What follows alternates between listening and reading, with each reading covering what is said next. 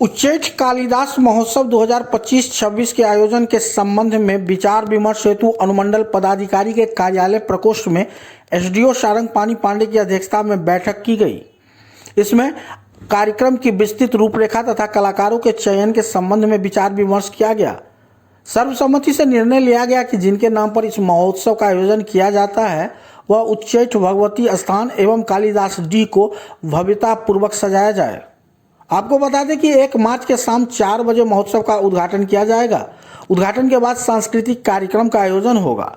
दूसरे दिन के कार्यक्रम के संबंध में निर्णय लिया गया कि 2 मार्च पूर्वाह्न 10 बजे से परिसंवाद एवं दिन के 2 बजे से स्कूली बच्चों का कार्यक्रम होगा।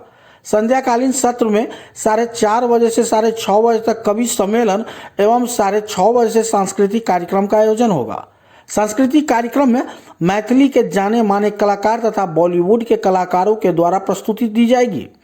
बैठक में उपस्थित सदस्यों द्वारा यह मांग किया गया कि अगर इस महोत्सव हेतु राशि का पर्याप्त आवंटन है तो प्रतिष्ठित कवि और कलाकार को बुलाया जाए ताकि इस महोत्सव और स्थान के बारे में दूर दूर तक लोग जान सके।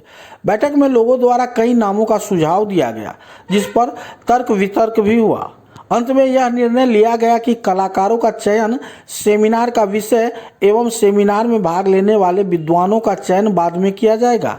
इसके लिए एसडीओ को अधिकृत किया गया।